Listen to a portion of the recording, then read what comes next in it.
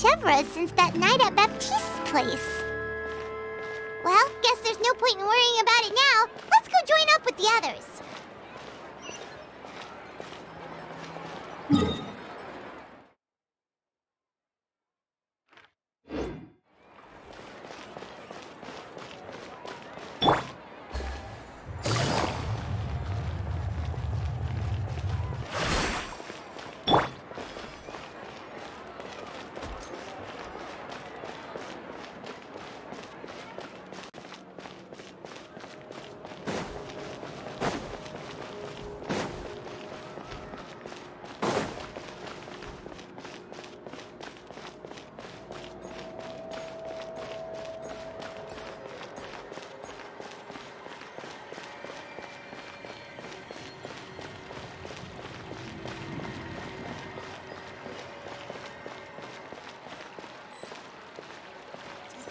Machine run on clockwork too?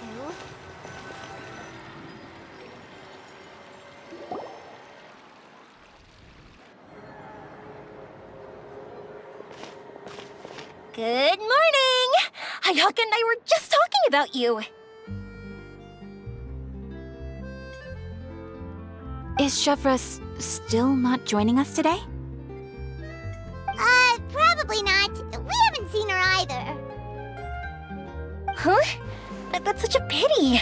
Director Farina said that we've only got a few small scenes left before wrapping up the entire thing. She even said that she'll get me into a couple scenes, so everyone will have a chance to shine in front of the camera. We were also planning on having a victory feast once we're all finished filming. You can join us, right? If only Cheveruse was here. I still haven't taken a photo with her. I'm afraid that can't be helped. Those special patrol folks are like phantoms when they've got a case on their hands. But to be honest, I'm even more concerned by what I read in the Steambird earlier this morning. It said that the killer in the murder case was none other than the author of the Two Musketeers. Oh yeah, I heard about that too. He came forward and confessed his crimes, but gave no explanation as to why he pulled the trigger. We didn't know about this case at all when we joined the film. Is it going to affect the reception of our work? From a pure publicity standpoint, this will draw a lot more attention to our film. I have to say, though, that no director can be perfectly comfortable with garnering attention through means other than artistic skill. To be fair, I feel like that ship sailed the moment you allowed yourself to be named as the director on our posters. It's not my fault that I'm super popular. What was that saying again? My popularity has, Sunk to an all-time low? spread to the four corners of Tibet.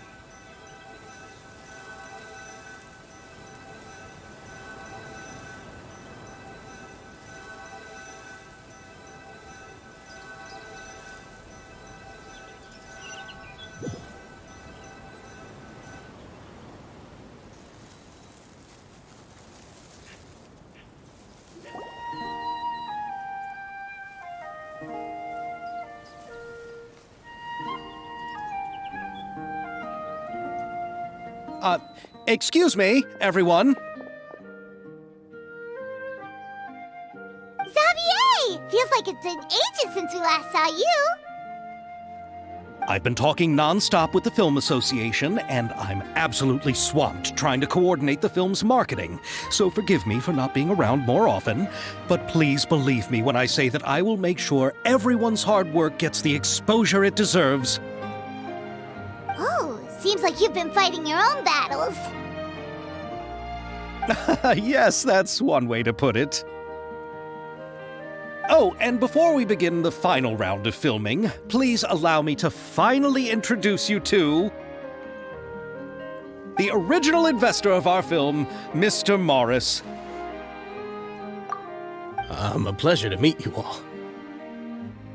Yes, glad to make your acquaintance, Mr. Morris. We've heard about the issues you've encountered with your financial situation, and genuinely hope that things have taken a turn for the better. Oh, well, the situation has indeed improved somewhat. Don't worry, Mr. Morris. Accidents and last-minute challenges happen all the time. There's no need to blame yourself over it. The good news is that we're almost done filming now, and I would even say that this is the best story I've ever seen. Is that so? I see, that's great news. All right, now that we've gotten all the pleasantries out of the way, let's get the show on the road. We'll mostly be filming typical people and scenery from the streets today to improve the sense of environmental ambiance in some parts of the film. Oh, and there'll be a cameo for Mr. Kamisato and Miss Yoimiya as well. They'll be used to show outsider perspectives on the fates of the two musketeers. That's right. Ayato should be here any minute. Excellent! Then let's start with the scenery shots. Camera and clapper loader, you're up. Yep, we'll be ready. Remember, all we need are some wide zoom shots of the streets. If you happen to find some particularly lovely patches of flowers and grass, feel free to grab some close-ups of those as well. Ready? Lights! Camera! Action! Okay, now move the camera slowly. Try to focus on that flower. What's wrong? Just adjust the focal length a bit. Something the matter? But wasn't it working fine for all the days before? Veronique, can we try a different camera? No problem. How about this one? All right, let's give it another try. Lights! Camera! Action!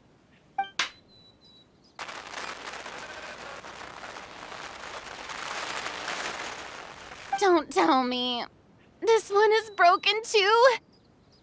Veronique, do we have any other spare ones we can use?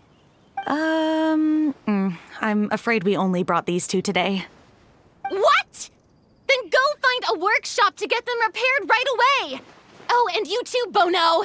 Go find our spare camera in the warehouse and bring it back to the set. On it. Greetings, everyone. My apologies for the delay. Is something the matter, Ayaka? It seems like there are some issues with the filming equipment today. We're stuck for the moment. I see.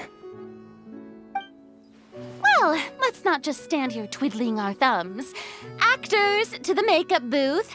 We'll start on the next scene as soon as we get a working camera. The people at the workshop told me that the part which holds the lens in place seemed to have fallen off. That's super strange. It was perfectly fine just yesterday. Well, no time to dwell on that now. Let's get back to filming. Ahem! Quiet on set! Places, everyone! Lights! Camera! Action! By the way, have you heard about that recent murder case? Yes, I have. It seems that they've caused quite the commotion in the city. I heard that the chief of the guards is so mad about not catching the culprit that he's about to explode. Oh? I find that quite hard to imagine, considering how he already looks most days. Director, we have a problem. Oh, we're in the middle of a take! Couldn't you wait until we wrapped up this scene? No, Director, our film, all the finalized film that we've been keeping in the case has disappeared. Oh, wait, what did you say? Mr. Bono, please take me to where the film was kept right away. I'm coming too. No, Yoimiya, you have to stay here. Oh. Okay, listen up. Everyone who's not working on this current scene can go with Bono to look for the film. Everyone else, stay put and wrap up the scene. Unbelievable. How could all these problems happen in just one day? We're back. How did it go? Did you find the film? We found it in the sewers. Huh? In the sewers? Is the film still okay? We discovered it just in time, so we should still be able to salvage it. The others are checking now to see if we lost any specific scenes. Oh, you scared me for a moment there. I nearly thought we had lost everything. I really don't want to experience that feeling of despair again. Okay, but who could have stolen the film and dumped it there? Could it be, some competitors working on other films? But if they wanted to harass us, why wait until the last day? Okay, we don't have time to really look into it right now. Let's strike while the iron is still hot and wrap this thing up once and for all. Yeah, let's finish it.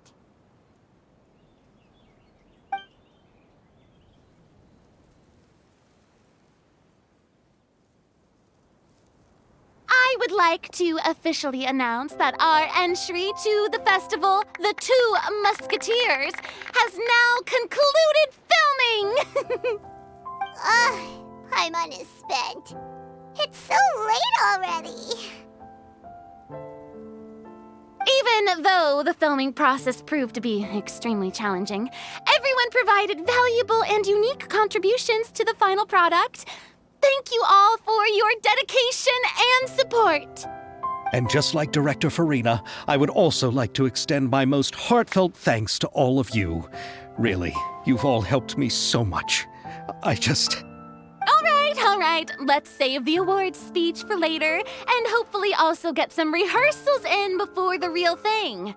Anyway, now it's time to party! Let's all make our way to the beach and have a celebration feast so loud and fun that even the blubber beast will want in.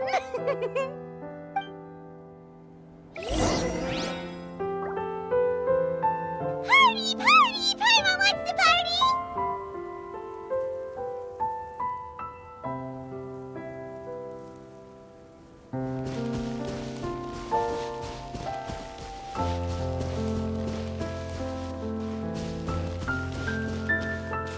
Whoa, this place is hopping. Everyone's finally getting to relax after wrapping up the film. Let's go chat with someone.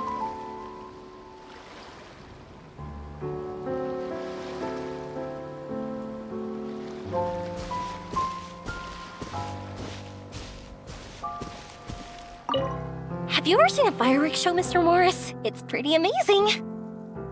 I'm afraid I haven't, but I'll take your word for it.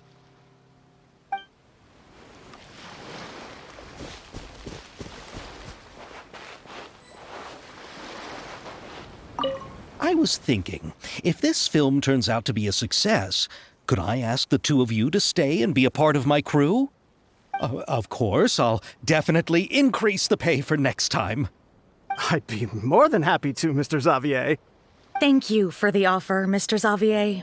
But I've made some plans to go on a journey to the other nations once the festival is over. Is that so? Well, then in that case, bon voyage, Miss Veronique. Please feel free to get in touch once you've returned to Fontaine.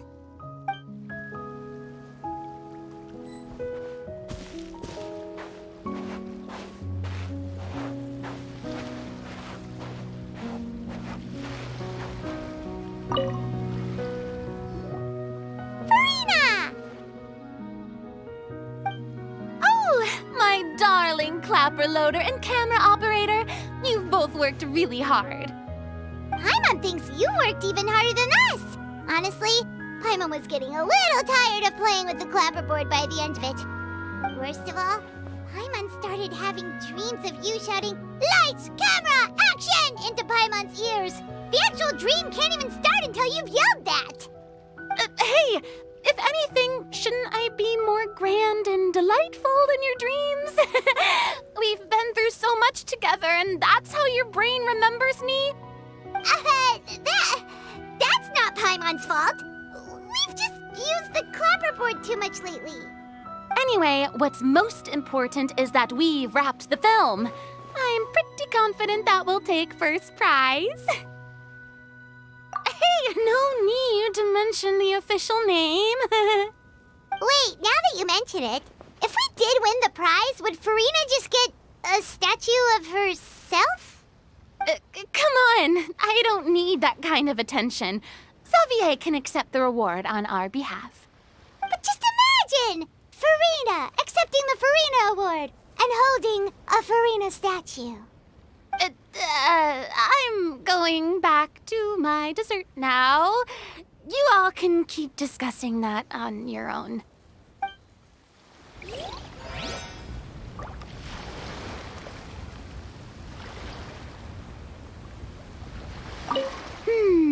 What kind of dessert should I try next?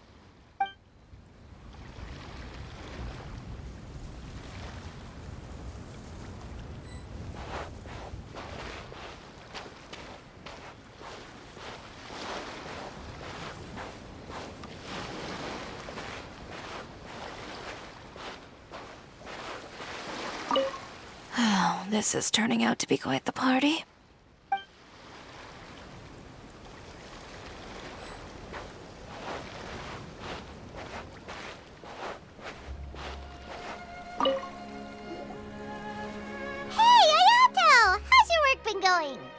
Everything went rather smoothly. Thank you for your concern. Ayato told me that we've already confirmed the dates for some Inazuma Fontaine cultural exchange events. So the next time we visit, we'll be doing so in our capacities as the representatives of the Yashiro Commission. Oh, that's great! Then maybe Paimon will be able to find Fontaine detective novels in Inazuma from now on! Oh, wait, wouldn't Yae Miko get upset if that happens?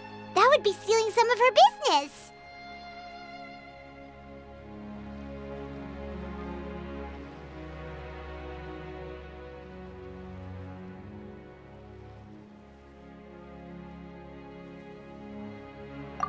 You've got a point. She's always complaining that light novels have become bland and too predictable after all. The cultural exchange won't only feature literatures of both nations, of course. We have also made plans for cross-cultural engagements in the fields of gourmet cuisine, toy making, and artisan craftsmanship. Whoa! Paimon's getting super excited now! When the time comes, be sure to visit and participate in all the events.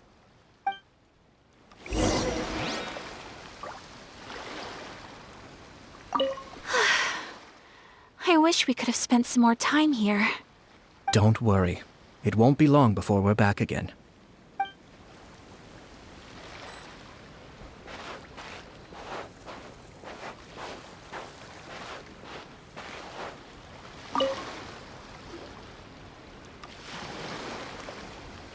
Chiori! Hey, you two. Are you not really into these kinds of big social occasions?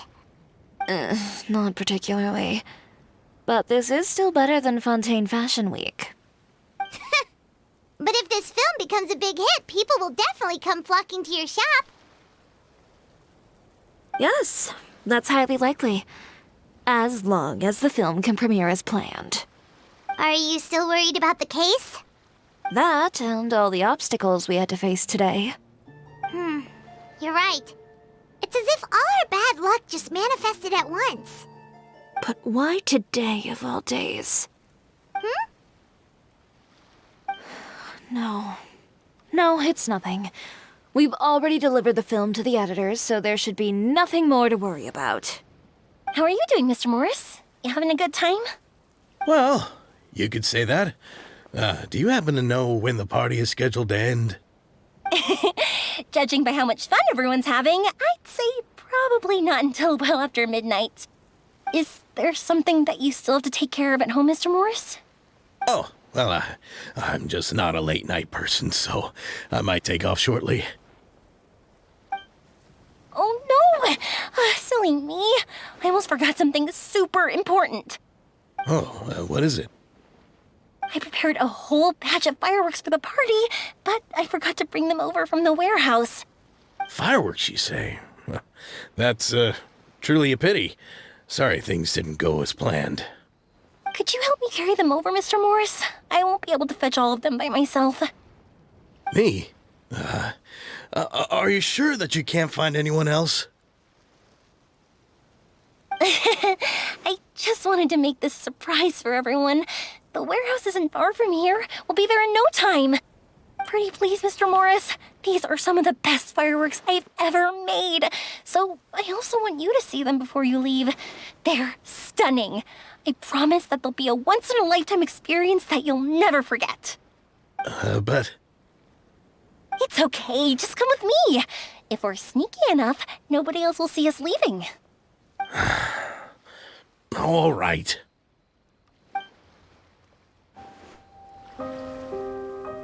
The warehouse is right over here. I moved the fireworks there in advance, so it shouldn't be too much work bringing them back. It's still a ways away from the party.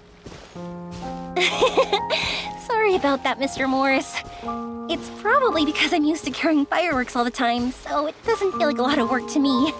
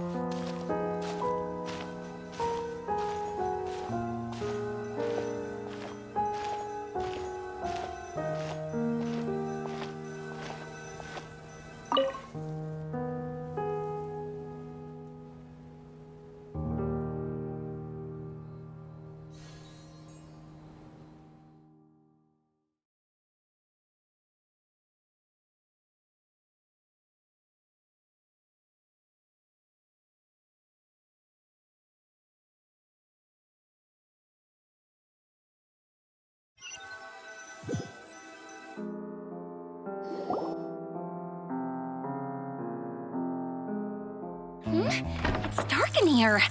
Wait here, Mr. Morris. I think the light switch should be somewhere over here. Why did I have to get roped into this? What was that?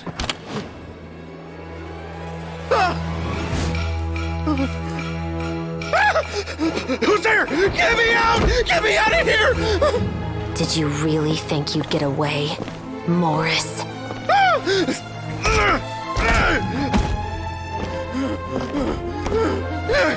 You've got the wrong guy. It wasn't me. I'm not the killer. You know, Eliza died a far more heroic death than this. She fought your assassin to the end to save the children she had hidden beneath the floorboards.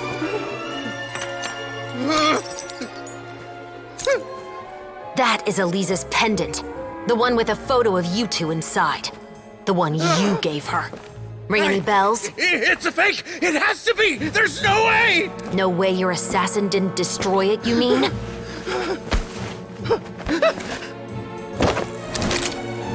Did you ever love her, Morris? Or was killing her always the plan? No, please. Listen to me. I told Eliza to keep us a secret. I paid her plenty for her silence. I never thought she'd keep the child. Everything was gonna come out, and I had no choice. She'd force my hand. No! I'm begging you. I have money. Just name your price, please. You can keep your Mora, and you can go to hell.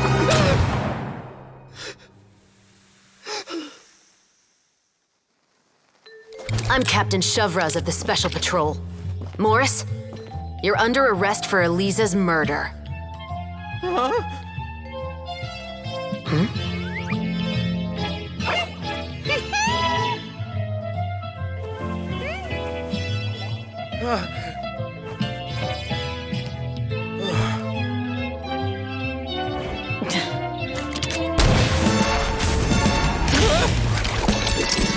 You're under arrest too, prop manager Veronique.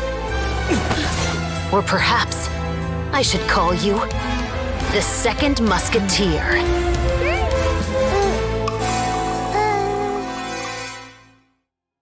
Wait, what's going on? This wasn't in the script. Drop the gun, Veronique. Why? Why would you keep me from exacting revenge on this heartless monster? Drop your weapon. This is my final warning.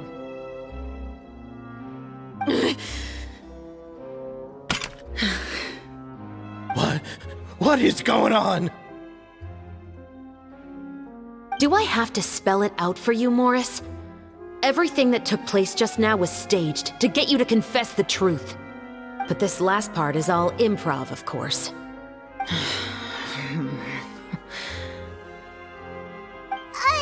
Cheveruse, you told us you wanted us to help you stage a play. You never said anything about the Second Musketeer.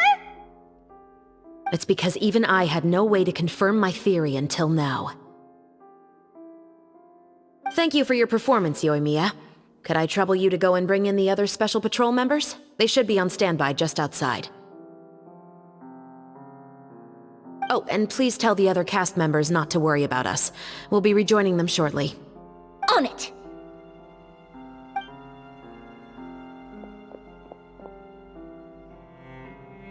So what do you think, Morris? Care to talk about what happened 20 years ago? My patience is limited, you know.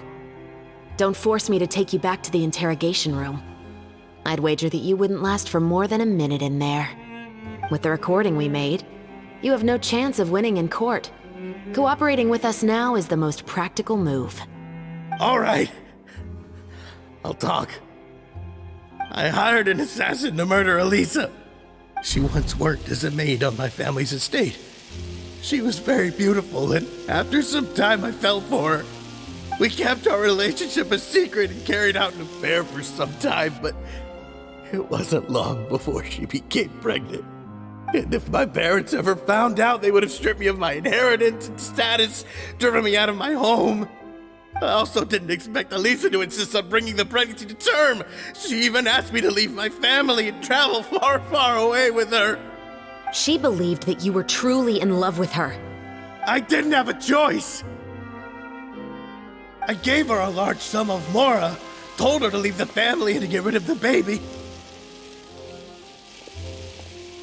But then years later, she sent me a letter. That there were photos of 2 children, and she even asked if I could find some time to visit them. Huh? 2 children? Paimon thought Baptiste was the only... You mean... Even if she had the children against your will, you could have just ignored the letter entirely. Why kill her? I had just gotten engaged to be married to an heiress from another wealthy family. So if anyone were to find out about Elisa, my life would be completely ruined. I didn't have a choice. No, you always had a choice. You just made the wrong choice. Again. Do you know how it feels to watch your mother be killed right in front of you? My brother and I were hardly even school age yet. We were hidden beneath the floorboards, grasping each other's hands like a lifeline. We were so terrified that we didn't even know we could ever take a breath. All we could do was to watch Mother try to fight back, and then collapse to the floor. Even after the assassin left, we were still too terrified to leave our hiding spot. We thought that he might come back. It was only until the next evening when we finally climbed out and gathered around our mother. But she had already become cold and stiff to the touch. You made up your mind right then and there to bring this case to light. Not only that, we resolved to get our revenge. And that's why you became the Musketeers. No, that's why I became a musketeer. The man from before was also killed by me. My brother had nothing to do with it. I figured as much. You did? I once told these two that he didn't look like a killer to me. His confession from that night also rubbed me the wrong way. I think what really tipped me off was, how could I not feel a sense of regret in him? Huh? He confessed faster than any criminal I've ever met, but he didn't say a single word about you. He insisted that he was the sole perpetrator in the case. But after the questioning ended, I disassembled the musket we dug up from his backyard, put it in front of him, and told him to reassemble it. Wanna guess how far he got? He had no idea where to even start. He's never touched a gun in his life. Based on that, I determined that he was not acting alone. He only surrendered himself to draw our attention and create a moment of opportunity for his partner. So, I decided to play along. And as expected, the second musketeer followed us without hesitation once she saw Morris get separated from the rest of the cast. Besides, why else would he call the novel The Two Musketeers? But how did you know it was Veronique? I figured it out the moment Baptiste told me his father's name. That so-called financial crisis was all just a ruse. He just wanted to sign up as the investor and then leave the film without any source of funding. After all, he has a vested interest in minimizing the reach of this story. It's really just the same thing as what he did to Eliza all those years ago. Human scum. But then Xavier pulled out all the stops and got the film made against all odds. Morris couldn't have that.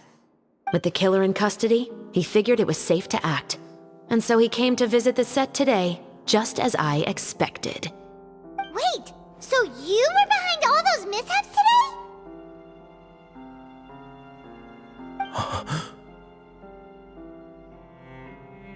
As for the identity of the second musketeer, I assumed they'd probably stay close to Morris and look for an opening. And if they already knew that Morris was the film's investor, then that narrowed the list of potential suspects as well.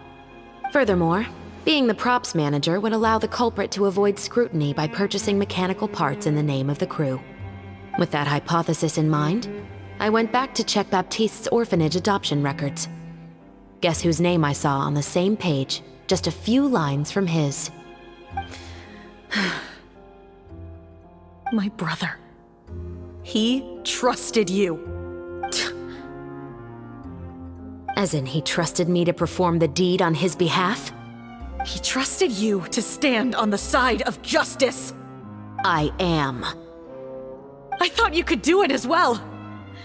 Oh, the look on your face when you told him to go to hell. I really thought you'd put a bullet in his brain. You know what he has done. Are you telling me that you'd rather see him spend the rest of his life living like a king in the fortress of Meripede?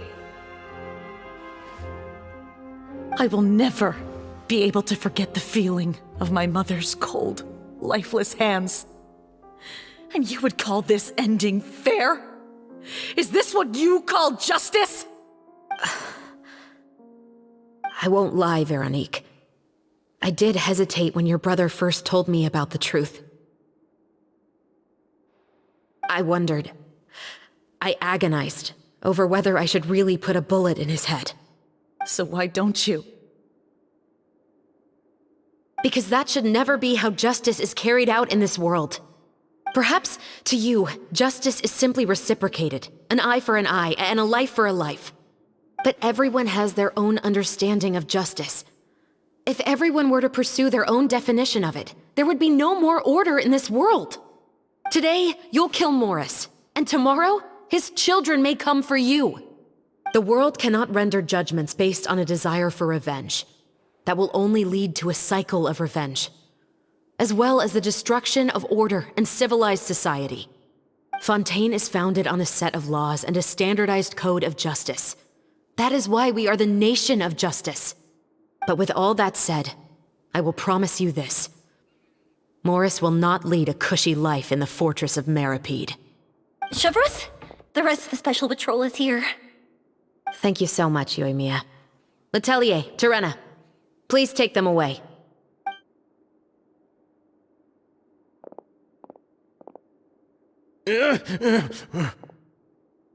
I still can't agree with your reasoning. I know. Justice has not been delivered.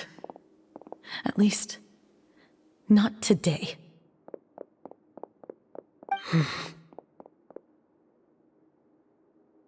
Cheveruse. Let's go.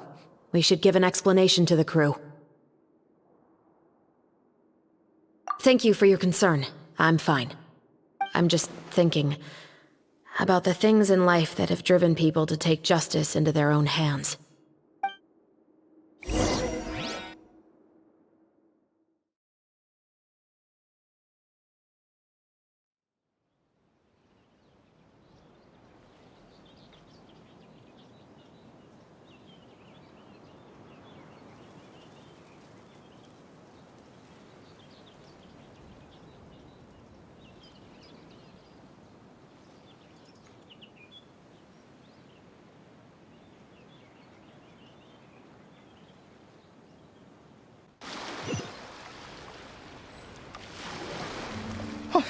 Who would have thought Morris would turn out to be... I'm at a loss of words. How could he have done something like this? I'm just glad that you're all safe and sound. Who knew that such a labyrinth of cases would be behind this story? Well, what should we do now? We have a finished film, of course, but should we still go ahead with the premiere? What do you mean? Shouldn't you be even more motivated to spread the word now that you've learned the truth? Chiori is right. I'd also like more people to see this story for themselves. But the real ending of the story seems to have deviated somewhat from the one in the script. Is that still acceptable to you, Miss Cheveruse? The call is yours. We still have time to reshoot an ending if that's what you'd like. No, it's fine as is. I like what we have for the catharsis. Romanticism is what gives works of art their appeal. Fiction is able to explore means of restitution that could never work in real life. Just like the real world, the world of stories also has its own set of rules and justice. These different possibilities are what initially drew me to reading in the first place. Sounds good to me. I support your decision. What about Veronique? Will she be okay? She will soon face her judgment alongside her brother and Morris. If I had to guess, they'll probably all be sent to the fortress of Meripede. I'll make sure to give Risley a heads up about it. Oh, you mean that kind of heads up? Exactly. Ahem. All right, then the matter's settled. Now that everything's been taken care of, there's no reason for us to keep looking all gloomy and grumpy. Let's get back to the feast and enjoy each other's company. We'll be starting the post-production process tomorrow. You should join us, Cheveruse. You missed the first few hours of the party, didn't you? All right. Count me in. Then I'll wait for you over there. There's still some good news that I'd like to share with Cheveruse. Traveler, Paimon, could you wait for me by the sea after the party ends? I'd like to go on a brief walk with the two of you. Thank you very much.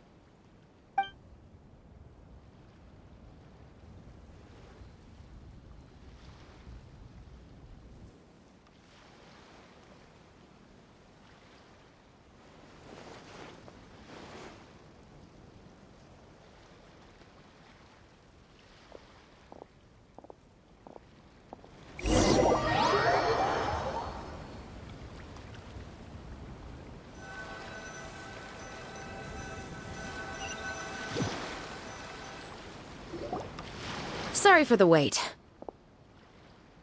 Oh, we weren't waiting long at all. Is there something else you wanted to tell us? No, I don't have anything new to share. I just felt that since you were my investigation partners, I should have another conversation with the two of you.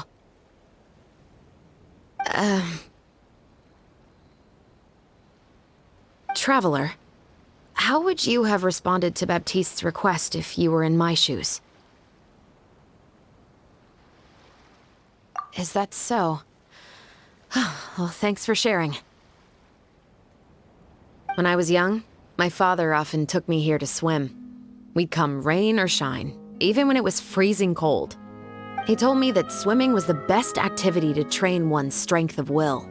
You could never give up before reaching the shore, especially when the water was cold. Oh?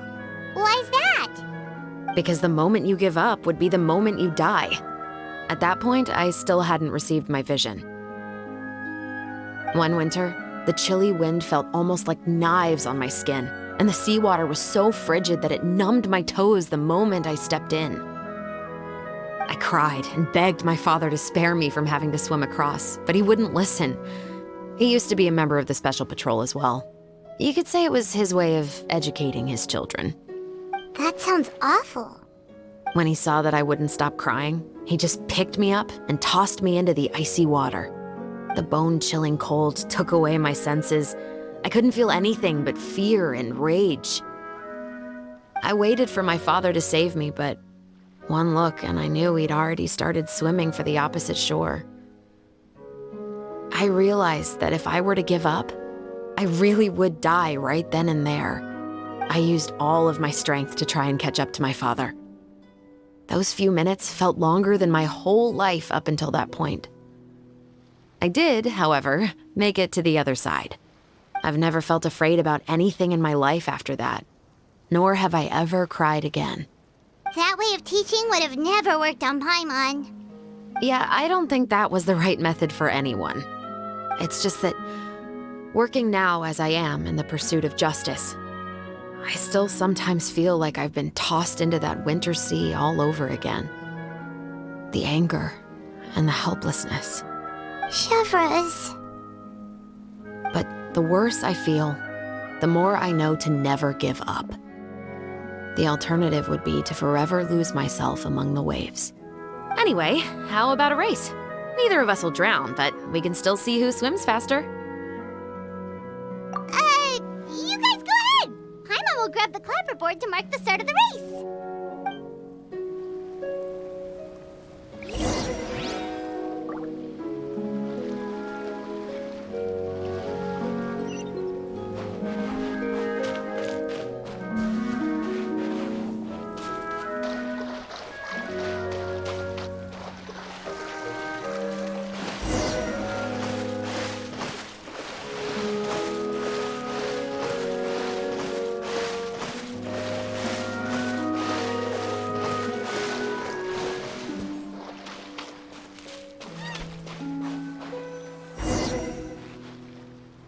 Whoa, that felt good. You were so fast in the water, Cheveruse. You were swimming even faster than Paimon could fly. So, about the Special Patrol, did you join because of your dad?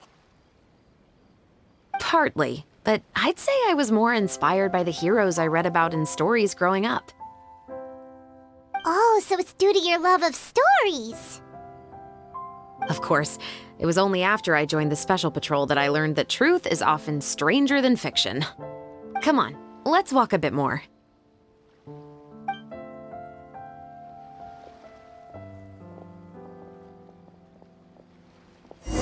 To be honest, I do sometimes question whether the decisions I make are the right ones. But I know that no matter what, I must keep swimming. Because the only thing I've got my eyes on is the shore in the distance.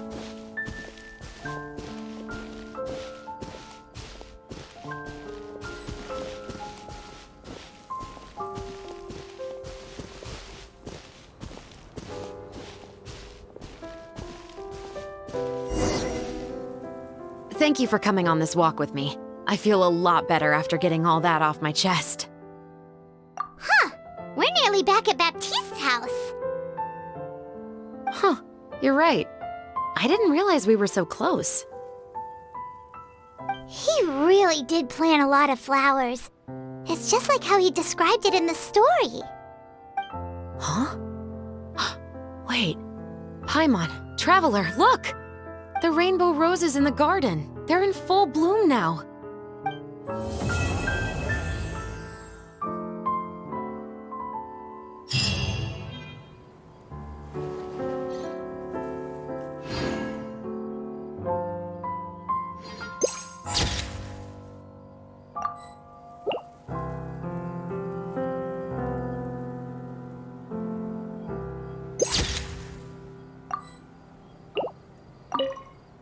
Even though it's a bit late, I must thank you for investigating this case with me. Not on behalf of the Special Patrol this time. It's a personal expression of gratitude from yours truly. Oh, you want to hear more about my father? To be honest, I didn't spend that much time with him. He was always busy with the Special Patrol, so he would often return home really late at night. Some nights, he didn't come home at all. Once, he didn't come home for a long time, maybe a whole week or so. When I went out to buy food, I learned that he had become a criminal, and by extension, that made me a criminal's daughter. But we can talk about that another day. I actually have a lot of sympathy for Veronique and Baptiste. I can understand the hatred they feel for their father. But that doesn't mean I'll allow them to walk the path of evil, even if it might lead to another sense of justice. Films are different from the real world. They're a form of art and represent the wishes in people's hearts. I adore the two Musketeers, and I'm very happy to have had the opportunity to act the role as one. I can't wait to catch the film when it premieres in the Opera House. I'm looking forward to seeing the audience's reaction to the climactic ending. Thank you for looking out for me. I'll see you at the award ceremony. I'd be very surprised if we don't win.